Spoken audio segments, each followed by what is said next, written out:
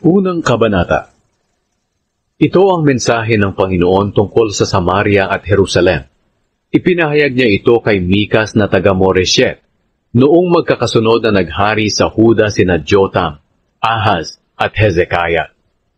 Sinabi ni Mikas, "Makinig kayong mabuti, lahat kayong mga mamamayan sa buong mundo, sapagkat sasaksi ang Panginoong Diyos laban sa inyo mula sa kanyang banal na templo.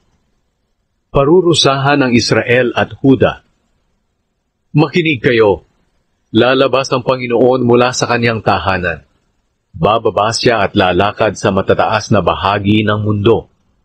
Ang mga bundok na kanyang malalakaran ay matutunaw na parang mga kandila na nadikit sa apoy, at magiging lubak-lubak ang mga patag na kanyang malalakaran, na parang dinaanan ng tubig na umagos mula sa matarik na lugar.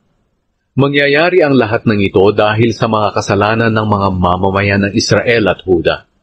Ang mga taga-Samaria ang nag-udyok sa ibang mga mamamayan ng Israel para magkasala. At ang mga taga-Jerusalem naman ang nag-udyok sa ibang mga mamamayan ng Huda para sumamba sa mga Diyos-Diyosan. Kaya sinabi ng Panginoon, gigibain ko ang Samaria at tataniman na lang ito ng mga ubas.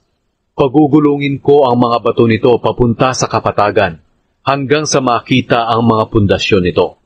Madudurog ang lahat ng imahe ng Diyos-Diyosa ng Samaria, at masusunog ang lahat ng ibinayad ng mga lalaki sa kanilang pakikipagtalik sa mga babaeng bayaran sa templo.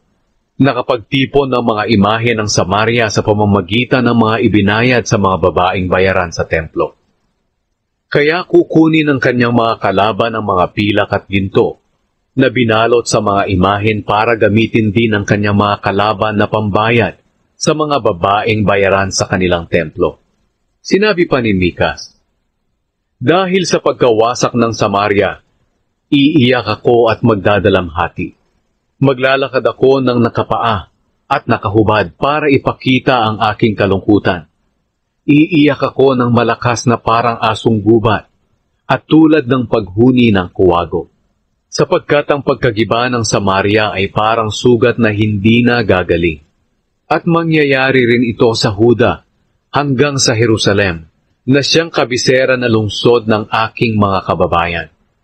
Mga taga-Huda, huwag ninyong ibalita sa ating mga kalaban na mga taga-Gat ang tungkol sa darating na kapahamakan sa atin. Huwag ninyong ipapakita na umiiyak kayo. Doon ninyo ipakita sa bayan ng Bet-Leafra ang inyong kalungkutan sa pamamagitan ng paggulong sa lupa. Mga mamamayan ng Shafir, bibihagin kayo at dadalhing nakahubad, kaya mapapahiya kayo. Ang mga mamamayan ng Zaanan ay matatakot lumabas sa kanilang bayan para tulungan kayo. Ang mga taga-Bet-Ezel ay hindi rin makakatulong sa inyo, dahil sila rin ay umiiyak sa kapahamakang dumating sa kanila. Ang totoo, ang mga taga-Marot ay matiyagang naghihintay sa pagtigil ng digmaan.